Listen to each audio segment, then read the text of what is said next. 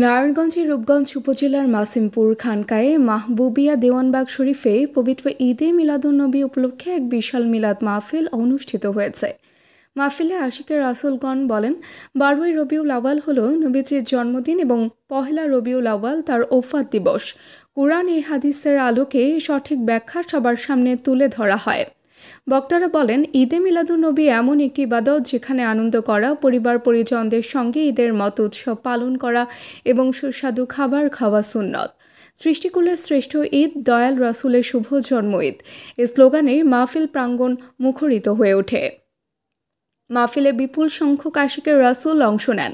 নারীদের জন্য ছিল আলাদা বসার বিশেষ ব্যবস্থা। শেষে দুরুদ ও সালাম পেশ, আখেরি মুনাজাত এবং তোবারক বিতরণের মাধ্যমে মাহফিলের সমাপ্তি ঘোষণা করা হয়। দেওয়ানবাগী হুজুর তিনি বলেছিলেন যে আসলে সৃষ্টিকুলের শ্রেষ্ঠ ঈদ দয়াল রাসূলের জন্ম ঈদ, এটাই কিন্তু তিনি বলেছেন এবং সারা বিশ্বব্যাপী কিন্তু এটা প্রচারের স্বার্থে তিনি কিন্তু জীবদ্দশায় যতদিন ছিলেন ততদিন শুধু এই রাসূলকেই এস্টাবলিশ করার জন্য এবং রাসূলের যে আসলে ধর্মটা কি, রাসূল আসলে ধর্মের জন্য কি করেছেন, সকল বিষয়গুলো কিন্তু তিনি জানিয়ে গেছেন যে সৃষ্টিকুলের শ্রেষ্ঠ ঈদ দয়াল রাসূলের জন্ম ঈদ।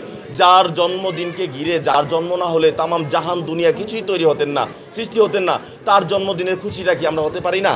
অবশ্যই কিন্তু আমরা খুশি হতে পারি। তবে সেই জন্যই বলেছেন যে আসলে আপনারা কে কোন অল্প কিছু কারণের জন্য আল্লাহ আপনাকে জান্নাত দান করবেন, তার এর মধ্যে একটি কারণ থাকতে পারে আপনি রাসূলের জন্মদিনে আপনি খুশি হয়েছেন। আবার সেই দেওয়ানবাগী হুজুর এটা প্রমাণ করে দিয়ে গেছেন, সংস্কার করে দিয়ে গেছেন যে 12ই রবিউল আউয়াল রাসূলের মৃত্যু দিবস নয়, পহেলা রবিউল আউয়াল যেন 1 তারিখে রাসূলের মৃত্যু দিবস।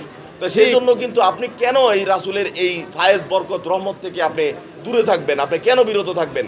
এই জন্য অবশ্যই 12ই রবিউল আউয়াল সৃষ্টিকুলের শ্রেষ্ঠ ঈদ দয়াল রাসূলের জন্ম ঈদ হিসাবে সারা বিশ্ববাসী এবং সারা দেশের মানুষ এবং এই ঈদটাকে পালন করবেন এবং ঈদটাকে পালন করে রাসূলের অশেষ ফায়েজ বরকত রহমত আপনারা হাসিল হবেন।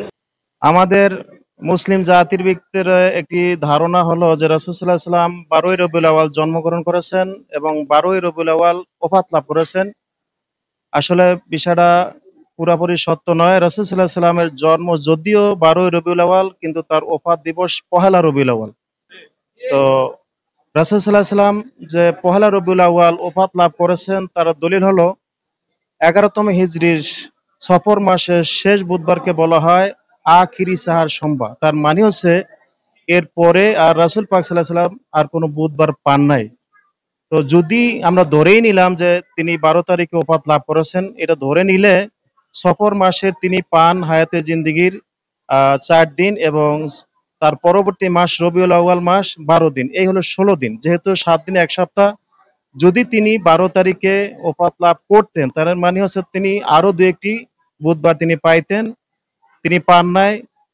আরেকটি দলিল হলো, খুব সংক্ষেপে বলতে হয় যে সূরা মায়েদার 3 নম্বর আয়াত, পবিত্র কোরআনের শেষ আয়াত, এই আয়াতটি নাজিল হয় 10ম হিজরির 9 জিলহজ তারিখে। এই আয়াত নাজিল হওয়ার পরে রাসূল সাল্লাল্লাহু আলাইহি ওয়াসাল্লাম 81 দিন তিনি জীবিত ছিলেন। তাফসিরে তাবারি, তাফসিরে দুরে মানসুরের ভিতরে এসেছে শ্রেষ্ঠ ঈদ।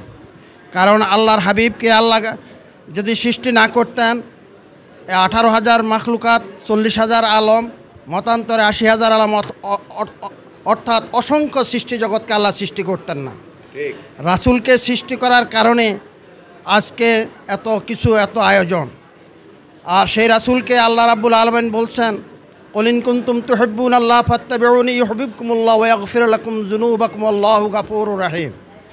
হে হাবিব, আপনি বলে দিন, তারা যদি আমার ভালোবাসা পেতে চায়, আমার মহব্বত হাসিল করতে চায়, আপনাকে যেন ভালোবাসে, তাহলে কি করব? তাদের জীবনের সমস্ত গুনাহরাশিকে আমি ক্ষমা করে দেব। তাবাসসুম হকানিকা, দৈনিক আজকের বাংলা। দৈনিক আজকের বাংলা .net